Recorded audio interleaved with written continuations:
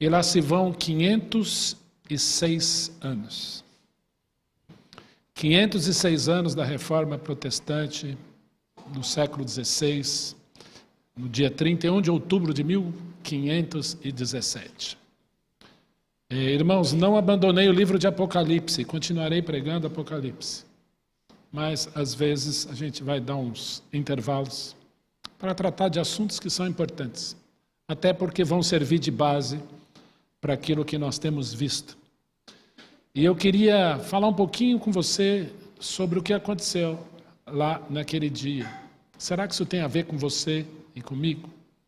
Quando nós falamos em reforma, eu não posso ignorar, e hoje eu vou pedir licença para fazer um sermão temático, nós vamos passear pela Bíblia, mas eu não vou fazer o que eu geralmente faço, eu me atento a um texto, exploro o texto, mas hoje eu queria falar desse assunto, né?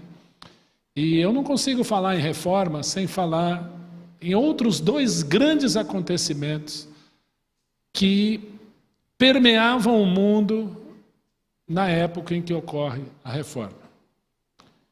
Em 1492 e 1500, se você olhar um pouquinho para a história, você vê então as grandes navegações ibéricas conquistando as Américas. 1492, Cristóvão Colombo. 1500, Pedro Álvares Cabral chega aqui na costa brasileira, na Bahia. E as grandes navegações. E o segundo evento é que estava já a pino na Europa, que é o Renascimento, estando a todo vapor em seu curso, trazendo ao mundo inovações na área das artes, das ciências, cultura, política, filosofia e por aí vai. O pensamento clássico greco-romano agora dá espaço para um momento na humanidade de racionalidade. Esses questionamentos levam àquilo que a história chama de antropocentrismo. Antropo, homem, centro. Então Deus agora não é o centro do universo. E embora o Renascimento não venha romper com as ideias dos ideais divinos, mas agora então o homem passa a ser o centro da criação divina. E nomes como Leonardo da Vinci, Michelangelo, Galileu, Copérnico, são os nomes notáveis daquele tempo. Esse movimento chamado Renascimento, ele brota na Itália, especialmente em Florença. E esse movimento vai romper fronteiras e mares, e aí nomes como Miguel de Cervantes, Shakespeare, aparecem também como ícones literários daquele tempo. Isso é aula de história, você talvez tenha aprendido na escola. E quando a professora falou, você, ou professor, eu não tenho nada a ver com isso, isso aqui. Eu quero dizer que nós somos frutos de tudo aquilo que aconteceu lá. E esses movimentos marcam o chamado fim da Idade Média e introduz a Idade Moderna. E hoje nós vivemos a época da pós-modernidade. Eu acho estranho, né? Pós-modernidade, que parece que nós estamos falando daquilo que é moderno em cima do moderno. É mais moderno que moderno no moderno. Deu para entender? Então.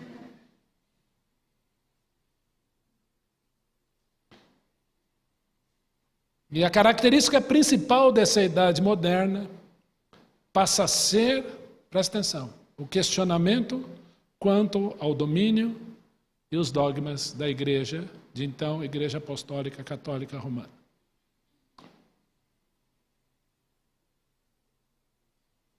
E a pergunta que pairava então, porque o Renascimento vai questionar isso, e fala-se em história dos pré-reformadores, aqueles que antecederam a reforma.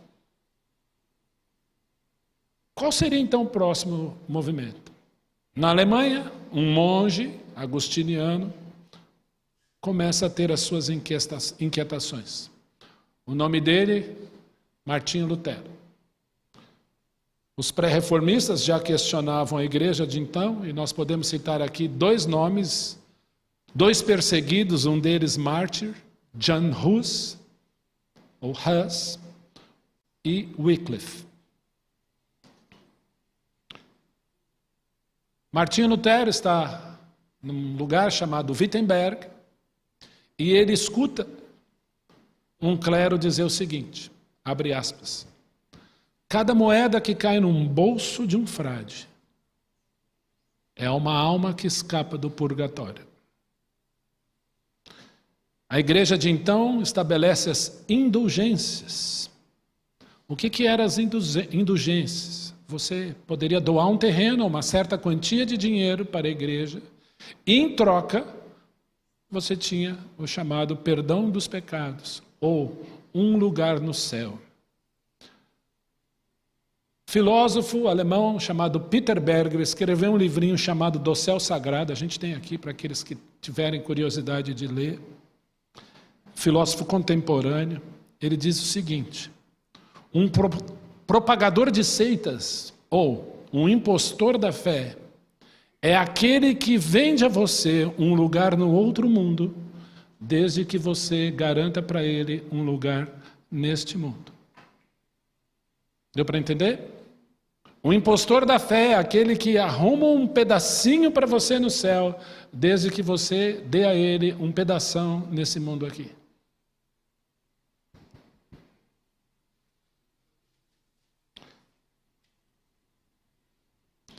Para quem não sabe, então, Martinho Lutero afixa na Catedral de Wittenberg as 95 teses.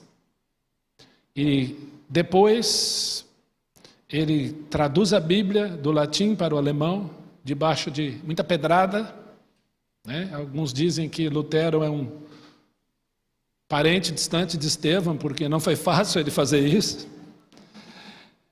E o primeiro livro impresso, dentre muitos, mas oficialmente, a prensa de Gutenberg vai imprimir então a Bíblia em alemão de Lutero. Para quem gosta de museu, assim como eu sou aficionado por museu. Aliás, vou abrir um parênteses aqui. São Paulo é uma riqueza, gente. São Paulo tem tudo e nós não exploramos o museu. Então vou dar uma dica aqui, ela é cultural, é verdade, mas você vai aprender muito. Museu da cidade de São Paulo. Digita isso. E você tem todo o complexo de museu da cidade, inclusive o do Ipiranga, que foi restaurado, está lindão, aqui pertinho, vale a pena fazer a visita. Alguns já foram lá. Quem sabe a gente não vai como caravana da igreja. Mas qual a relevância da independência do Brasil para os crentes? Então, vai no museu, você vai descobrir. Os protestantes vão chegar aqui na época do Brasil Império. Olha que interessante. Vale a pena ler o livrinho do professor Antônio Gouveia de Mendonça chamado Celeste por Vir, a inserção do protestantismo do Brasil. Tem muita riqueza. E a nossa cidade tem muita coisa. Sexta-feira eu fui no Museu do Judaico, eu saí de lá chorando. Marcão, Museu Judaico, ali na Vaiandava, ali, né, para quem tem dinheiro pode ir lá naquele restaurante famoso ali, que o Marcão paga, vale a pena, não vou dizer o nome. Não sei se eu fizer um merchan, eles me dão um jantar lá para eu ir com a Márcia, mas... É família, um nome italiano, termina com I, tá bom? Mas é bem ali ao lado, vai no Museu Judaico, custa, se você tiver qualquer carteirinha de estudante, R$10, se não tiver, 20, funcionário público paga 10. Né? Eu entrei com a minha carteirinha de estudante, gente, tiozão, foi lindo. E o Museu Judaico é lindo. Saí de lá, conheci a curadora do museu, uma senhora judia, ela falou, tem tudo aqui, são 4 andares para passear ali. Fecha parênteses, conheça essa cidade. Nós estamos no epicentro cultural do Brasil, talvez da América Latina, que é a cidade de São Paulo, gente. Conheça São Paulo. Fecha. E a Bíblia de Gutenberg, a prensa de Gutenberg, está no Museu da Bíblia, ali em Barueri. Então, aqueles que quiserem, nós já fomos com uma igreja lá, se eu não me engano, lá para 2012, 2013, né? Vale a pena fazer essa visita lá no Museu da Bíblia em Barueri, na Sociedade Bíblica do Brasil. Vale a pena. E você tem uma réplica da prensa de Gutenberg, do primeiro livro lá, ou um dos primeiros livros impressos. A ideia de Lutero era então trazer uma Bíblia disponível para o povo. Não só para o clero em latim, mas para o povo. E o povo de língua alemã do seu tempo. E a Bíblia começa a ser traduzida em outras línguas. Eu ia pegar, eu me esqueci, porque estava tendo um exame dos presbíteros, dos irmãos que vão se batizar e professar a fé, mas eu tenho uma Bíblia lá na biblioteca de 1896, uma das primeiras traduções em português. Queria mostrar para os irmãos, ao término do culto eu pego, deixo aqui, só não vale, tá bom? Mas olha. Impossível falar em reforma sem falar dos reformadores, desde dos pré-reformadores, os valdenses, John Huss, Wycliffe, mas também o corajoso Lutero. Depois, somos presbiterianos, falarmos em Calvino, que sistematizou toda essa teologia da reforma que o Vinícius já pontuou aqui no louvor. Pós-reforma, os teólogos, os estudiosos estabeleceram aquelas 5 solas. Não foi Lutero que foi lá, junto com Calvino, vamos colocar aqui 5 solas. Não, isso veio depois, para quem não sabe. Né? Sola não é sola de sapato, mas somente. Né? 5 solas significa, então, aquilo que os reformadores trouxeram, os estudiosos trouxeram de forma organizada, os preceitos da reforma. E eu queria falar desses 5. E eu nunca vi você pregar isso. Calma, é importante. Porque se você tem uma Bíblia na mão hoje, é porque um dia alguém lutou para você tê-la nas suas mãos. Primeiro sola é sola Escritura, solus Christus, sola gratia, sola fide, soli Deo gloria. Somente a Escritura, somente Cristo, somente a graça, somente a fé e somente a Deus a glória. Eu queria começar numa ordem diferente. A ordem que eu coloquei aqui é somente a fé, somente a Escritura, somente Cristo, somente a graça e somente a Deus toda a glória. Vamos falar de fé? Romanos capítulo 1, versículo 16 e 17. E eu queria que você participasse sem olhar para a Bíblia. Ou se projetarem lá, você lê, você pode colar, tá bom? O que diz Romanos 1, 16 e 17? Vamos ler junto, hoje nós vamos ler a Bíblia junto. Tá bom? Vamos lá. Pois não me envergonho do Evangelho, porque é o poder de Deus para a salvação de todo aquele que crê, primeiro do judeu e também do grego. 17.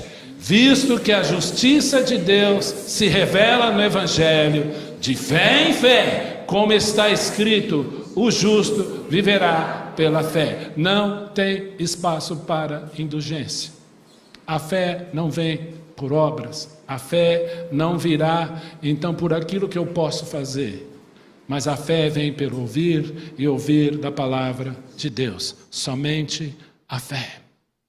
Interessante que Hebreus capítulo 11, versículo 1, Alexandre vai projetar lá, quem souber vai falando de cor para mim. Ora, a fé é a certeza das coisas que se esperam e a convicção de fatos que se não veem. Quando nós falamos em fé, e aí eu vou citar o Marcos, até o Rogério citou o Marcos hoje pela manhã, né? Fé na fé não existe, fé na fé é aposta. O que é fé na fé? Eu sou uma pessoa de fé. Tá, mas fé em quê? Então, quando nós estamos falando em fé, esse dom precioso que é a fé vem pelo ouvir da palavra de Deus. Crentes, vocês querem aumentar a fé? Leiam a Bíblia. Ai, pastor, eu queria tanto ter fé, eu oro para ter fé. E aí, irmão? Abre a Bíblia. Como é que está de leitura de Bíblia? Eu lembro uma vez, estava no acampamento, eu disse isso para um pastor, eu preciso muito ter fé. Ele falou, irmão, aplique-se à leitura da Bíblia. E a Bíblia define fé da seguinte maneira, com 2 palavras que nós já falamos aqui recentemente, certeza e convicção. A Bíblia define fé com 2 palavras, certeza daquilo que eu espero. Vai acontecer. E convicção de algo que eu não vi. Eu não consigo ler Hebreus 11, 1 e não ver o Senhor Jesus aqui. Porque a fé para o povo judeu era a certeza do Messias que viria. Hamashiach ba, quer dizer, o Messias vem. A fé é a certeza das coisas que se esperam. Eu espero, ele vem. Noé foi colocado na arca e ele sabia que ia chover. Porque senão não teria construído uma arca daquele tamanho, colocado tanto bicho lá dentro. Falei, acho que não vai chover não. Não, ele tinha fé, ele tinha certeza. Ele esperou e aconteceu. Abraão esperou a terra, o Senhor deu a ele. De longe, mas deu. E nós vemos então aqui que a certeza, a fé é a certeza das coisas que se esperam, o Messias vem. E a convicção de fatos que se não veem. Porque me viste e cresce, disse Jesus a Tomé, felizes ou bem-aventurados os que não me viram e creram. Então fé é a certeza do Messias que vem, mas também é a certeza de que ele veio. Isso é fé. A fé vem pelo ouvir, o ouvir da palavra de Deus. Fé na fé é aposta. Fé na fé é loucura, é fantasia, é confissão positiva. Talvez determinismo. Eu creio que, eu acho. Gente, tudo bem, a gente precisa ser otimista mesmo, né? Não ser como aquele crente hiena, né? Ó vida, ó céus, ó dor, tudo que acontece comigo. Não, tudo bem, é bom pensar, né, que vai dar certo. Mas fé é diferente. Fé é aquilo que Paulo disse, eu sei em quem tenho crido, eu estou bem certo que Ele é poderoso para guardar o meu depósito até aquele dia. Isso é fé. Muitas pessoas oram por fé, com a Bíblia fechada, querido, a fé está aqui, na palavra. Por isso que os solas da reforma, um vai remeter ao outro. Qual que é o próximo? Somente a Escritura. Provérbios 30. Gosto muito desse texto. Nós vamos ler junto, tá? Como eu brinquei aqui com vocês, nós vamos ler a Bíblia juntos. Provérbios 34 e 5. Vai pensando na resposta a essas perguntas, tá bom? Vamos lá comigo?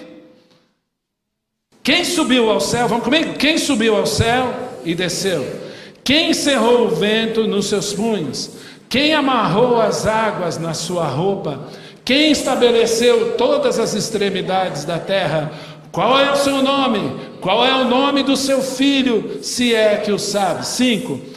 Toda a palavra de Deus é pura, e Ele é escudo para os que nele confiam. Você crê nisso? Amém. Volta lá, versículo 4.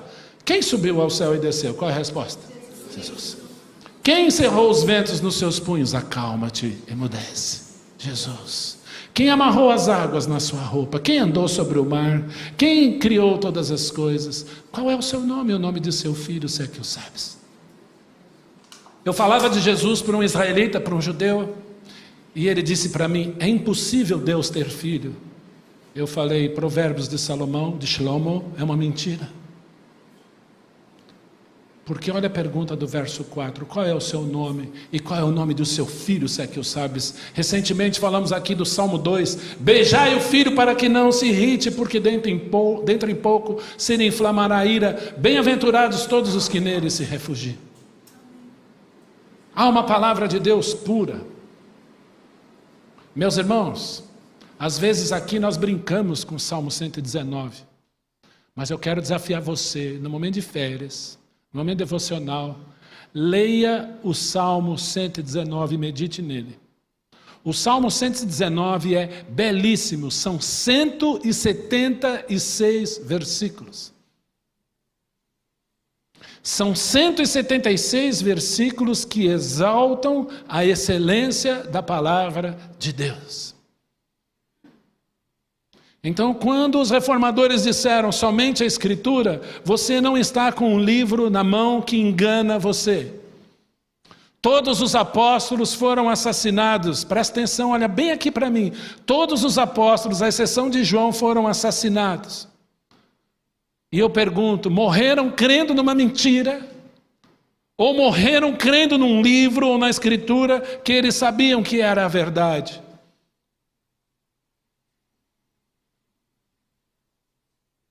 A própria Bíblia se defende.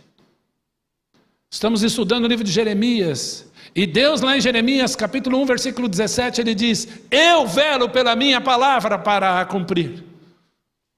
Eu cuido da minha palavra para que tudo nela se cumpra. E o próprio Jesus Cristo disse, passarão os céus e a terra, mas as minhas palavras não vão passar. Hebreus 4, 12 diz assim, nós lemos aqui já. Coloca lá para nós, Alexandre, nós vamos ler de novo. Hebreus 4:12. Vamos junto? Porque a palavra de Deus é viva e eficaz e mais cortante de qualquer espada de 2 gumes e penetra até o ponto de dividir alma e espírito, juntas e medulas, e é apta para discernir os pensamentos e propósitos do coração. Deixa projetado, por favor, ali. Primeira coisa, a palavra de Deus é viva. A Bíblia não é um livro morto. A Bíblia é um livro vivo, e quando você lê, ela mexe com a gente, ela mexe com você. Se tem um livro que pode fazer assim para você, apontar para você, é a Bíblia. Certo escritor disse, nós já citamos aqui, que quando você lê a Bíblia, na verdade a Bíblia te lê. E ela mostra o quanto você precisa daquele que é o centro da revelação bíblica, Jesus de Nazaré.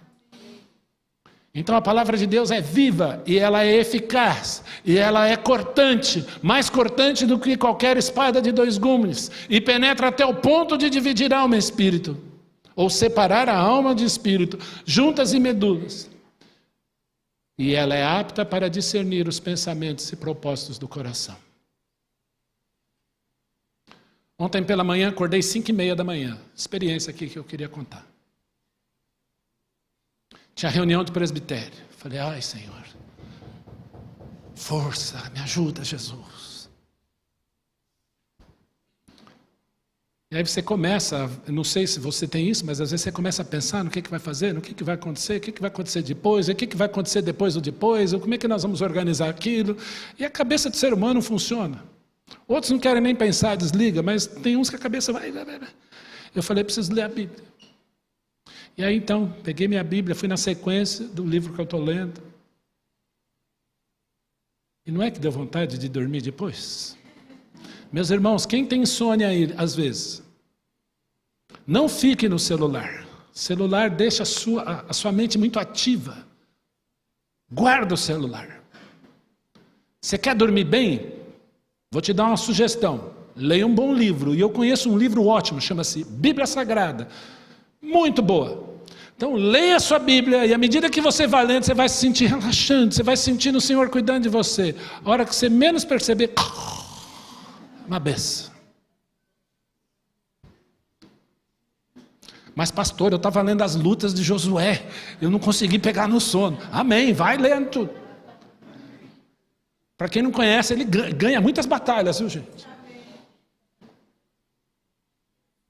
Leia a Bíblia, porque a palavra de Deus ela é apta para discernir os pensamentos e propósitos do coração. A Bíblia põe as coisas em ordem na sua mente, gente. Já parou para pensar nisso? Ela põe as coisas em ordem.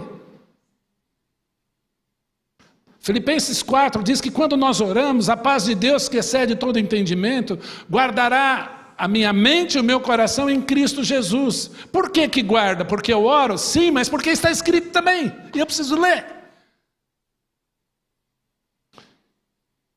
E como eu disse, um item da reforma, uma sola remete à outra. Somente a fé, somente a Escritura. E para pensar aqui comigo, nós lemos aí que Jesus é a palavra. A palavra que ele usou para criar o mundo. E disse Deus, haja luz, e houve luz. Esse Deus que pela sua palavra forma todas as coisas, tudo que há.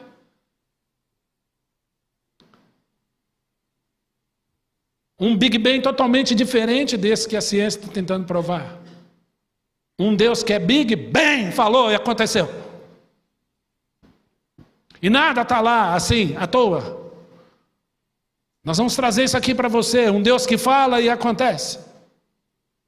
E está tudo ali, porque Ele falou. E nós vamos mostrar isso para vocês em breve.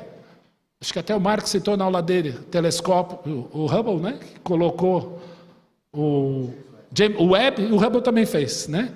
Colocou então a sua câmera para um ponto escuro e galáxias, e muitas galáxias, exoplanetas formados ali, prontinhos, funcionando. Meu Deus! E o Deus que criou todas essas coisas pela sua palavra é o Deus que se faz homem em forma de palavra. No princípio era o Logos, en arche en ho Logos, kai Logos en hotel, kai tel en ho Logos. No princípio era o verbo, ele estava com Deus, e o verbo era Deus. E o verso 14 diz que ele se fez homem. Ele se faz sarcos, carne como um de nós. Queridos, eu citei hoje aqui pela manhã, uma vez que um Daniel, um jovem, veio aqui falar sobre a reforma, a nosso convite. E ele fez uma pergunta que eu guardo para mim, escrevi na minha própria Bíblia. Você se lembra da sua primeira Bíblia? Presta atenção, eu vou repetir. Você se lembra da sua primeira Bíblia? Eu lembro da minha primeira Bíblia e eu não sei onde ela está. Mas até hoje eu tenho a segunda Bíblia, que eu ganhei em 1980. Em janeiro de 1980 eu ganhei essa Bíblia aqui. Ela está despencando. Ela já passou pelas reformas, por todas as solas aqui possíveis. Mas ela está aqui. Eu queria dizer para você que para você ter a sua Bíblia na mão hoje, uma Bíblia no celular, projetada aqui, é porque pessoas deram a vida. Pessoas morreram. Pessoas morreram para que você tivesse a sua Bíblia nas mãos. E aí então, eu fico pensando, atualizar a Bíblia, como assim? Deus não muda. A sua palavra é a mesma ontem. A sua palavra é a mesma hoje. A sua palavra será a mesma sempre. Quem tirar um tio da Bíblia, um pontinho da Bíblia, Deus tirará o seu direito à árvore da vida. E aquele que acrescentar alguma coisa à palavra de Deus, Deus acrescentará os flagelos descritos no livro de Apocalipse. Essas palavras não são minhas. Você pode atualizar a Bíblia, repaginar a Bíblia, reescrever a Bíblia. Aquilo que meu Deus disse, cria, muda a história. O meu Jesus estava num barco, as pessoas com medo, tempestade. E Jesus chega para a tempestade e faz assim, ó, fica quietinho, acalma, fica mudo aí. Eu mando em vocês. E fez-se grande bonança. Quem sou eu para mexer no que ele falou? Quando nós subimos aqui, quando nós vamos ministrar para jovens, ministrar para as crianças, para quem quer que seja, a gente treme porque não podemos errar o que está lá. Somente a Escritura. Vocês entendem isso? Qual foi o primeiro? Segundo? Escritura. E agora? Cristo. Somente Cristo. O Senhor Jesus está com Tomé. Está com Felipe. Eu imagino que o Pedrão devia estar fazendo alguma coisa ali, desconfiado, só olhando, os discípulos todos ali, mas essa conversa, esse diálogo é entre Jesus e Tomé, e Felipe está ali no meio.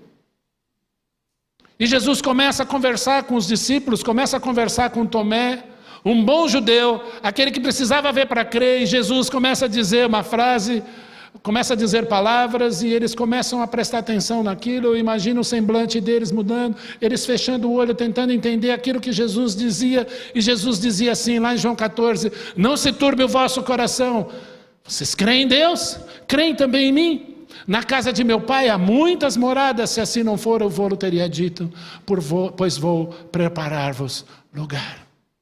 E quando eu for e vos preparar lugar, eu voltarei para vós outros, e vos receberei para mim mesmo, para que ego em mim, onde eu estou, estejais vós também.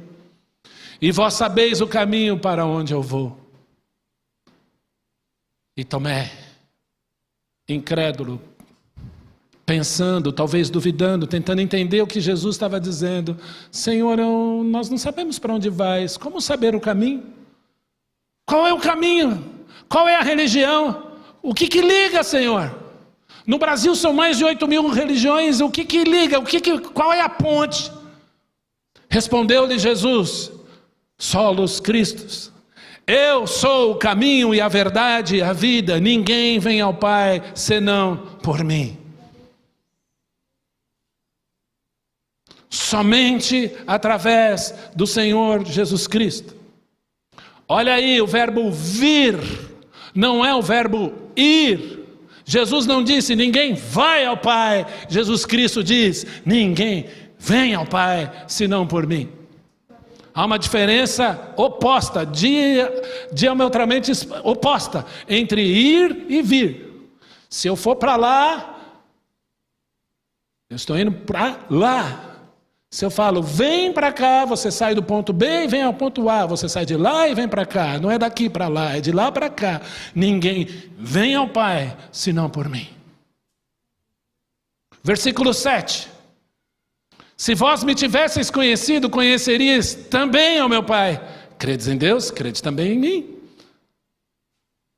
Desde agora o conheceis e o tendes visto. Gente, ou Jesus era mentiroso, ou Jesus era um embusteiro, enganador, ou ele está dizendo que aquele que vê a ele, vê o Pai. Vocês conhecem o Pai e o tendes visto. Aí vem o Filipe. Replicou-lhe Filipe, Senhor, então mostra-nos o Pai, e isso nos basta. Eu já entendi que é o caminho, é o Senhor, mas mostra o Pai, isso nos basta. E disse-lhe Jesus, Filipe, há tanto tempo estou convosco que não me tens conhecido.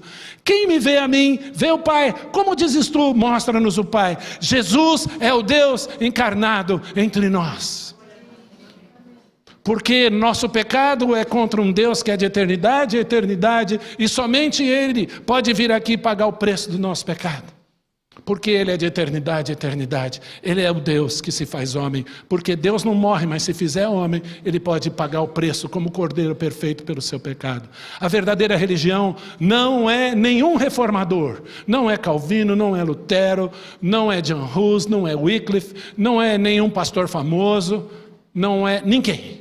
Quem salva é Jesus de Nazaré. E quando nós falamos somente Cristo, é somente Cristo que salva. Você crê nisso? O escolhido entre os milhares para mim, Jesus de Nazaré. Mas somente a graça. Efésios capítulo 2. Esse texto é lindo. Convido você a ler esse texto todinho. Vamos ler, vai. Quem aguenta aí? Vocês aguentam ouvir mais 55 minutos? Amém? Brincadeira, ó, vocês estão rindo que vocês querem que eu pare, mas daqui a pouco eu paro. Vamos lá. Efésios 2:1. Ele vos deu vida estando vós mortos nos vossos delitos e pecados. 2. Nos quais andastes outrora, segundo o curso deste mundo, segundo o príncipe da potestade do ar, do espírito que agora atua nos filhos da desobediência, entre os quais todos nós andamos outrora, segundo as inclinações da nossa carne, fazendo a vontade da carne e dos pensamentos, e nós éramos por natureza filhos da ira, como também os demais. Para aí. Volta isso, para aí. Quando eu olho para esse texto, eu não sei você, mas eu sinto desespero. Morto. Andando segundo o mundo, segundo minha carne, segundo o diabo. Uau! Mas eu nasci na igreja. Mas esse era o seu estado, querido. Mas meu pai era pastor. Mas esse é o seu estado. Eu sou gente boa. Mas olha o que nós somos aí.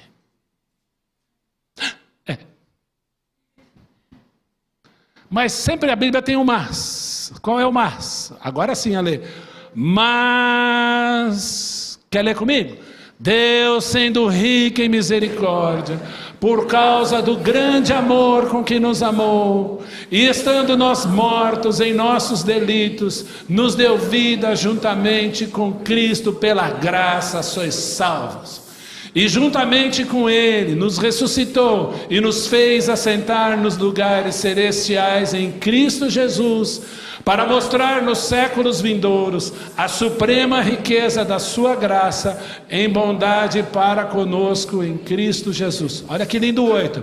Porque pela graça sois salvos, mediante a fé. Isso não vem de vós, é dom, é presente de Deus. Isso é a graça. Há um hino que dizia assim, né? Não sei porque o amor de Deus a mim se revelou. Aí o hino no seu refrão cita a Escritura. Mas eu sei quem tenho crido, estou bem certo que é poderoso para guardar o meu tesouro até o dia final. Amém. Pela graça sois salvo mediante a fé. Ele olhou para um miserável, careca como o Ion e disse: eu amo esse menino. Meu Jesus, somente a graça.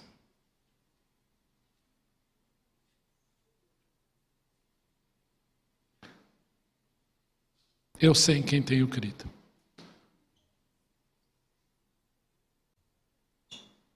Rogério pela manhã falou do Halloween. Fizemos uma pastoral para os pais. Queridos, eu queria dizer uma coisa. A Bíblia nos diz em João capítulo 10 que o inimigo, o diabo, vem para roubar, matar e destruir. E presta atenção, muitas vezes o inimigo vai trabalhar na ingenuidade. E não estou falando das crianças, estou falando dos pais. Vai trabalhar sim na inocência das crianças, mas na ingenuidade, inclusive dos adolescentes. Vocês estão indo para acampamento. Ele veio para roubar, matar e destruir. E o inimigo, olha aqui para mim, quer roubar a sua inocência. Se tem um período da vida maravilhoso, é a adolescência. Eu não comecei a trabalhar com adolescente em 2006. Eu trabalho com adolescente há mais de 30 anos. Estou dando uma pausa. Eu quero dizer para vocês que o inimigo trabalha para roubar a sua inocência. Olha aqui para mim. O inimigo trabalha para roubar a sua sexualidade. Eu tenho que falar essas coisas.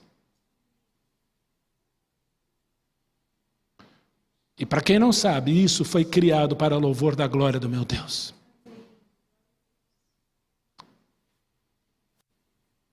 E aí então, vem aí as propagandas de morte. Eu não estou falando da abóbora enfeitada. Eu quero falar uma coisa que eu vi lá em Ubatuba, olhando de uma janela de apartamento. Fui visitar um amigo lá, tem um apartamento lá. E a Érica, minha amiga, falou assim: vem aqui olhar uma coisa. E no fundo da casa era uma escola. E no fundo da escola, no quintal da escola, fizeram vários túmulos. E as crianças, então, ficaram fazendo rituais naqueles túmulos criados numa escola. Sabe como chama isso? Isso se chama flerte com a morte. Essas crianças vão crescer, esses adolescentes vão crescer, e aí começa a ter pensamentos de morte, terror noturno. Por que não dorme? Por que vem pensamento de morte? Deuteronômio 18 diz: a ti o Senhor teu Deus não permitiu tal coisa. E eu vim para que tenham vida e a tenham em abundância. Graça significa um Deus que é amoroso, estende a sua mão graciosa, porque deseja levar esse pecador aos seus pés, para a salvação, gozo eterno do seu Senhor. Somente a fé, somente a Escritura, somente Jesus, somente a graça. E somente a Deus toda a glória. Para que ao nome de Jesus, Filipenses capítulo 2, versos 10 e 11, para que ao nome de Jesus se dobre todo o joelho, no céu, na terra e embaixo da terra, e toda língua confesse que Jesus Cristo é o Senhor, para a glória de Deus Pai. E caminhando para o fim, Apocalipse 22, de 1 a 5. Não podia deixar esse livro de fora, né, gente? Apocalipse 22, de 1 a 5.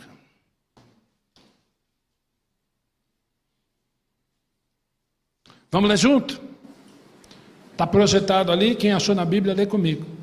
Então me mostrou o rio da água da vida, brilhante como cristal, que sai do trono de Deus e do Cordeiro. No meio da sua praça, de uma outra margem do rio, está a árvore da vida, que produz 12 frutos, dando seu fruto de mês em mês, e as folhas da árvore são para a cura dos povos. Nunca mais haverá qualquer maldição.